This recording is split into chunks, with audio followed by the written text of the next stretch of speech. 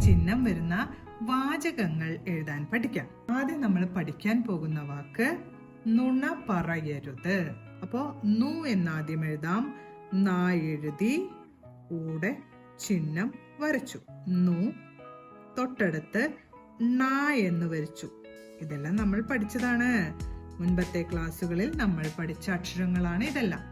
നു, ന, പറയരുത്. ആദ്യം പ എഴുതാം അല്ലേ. പ, റ, യ,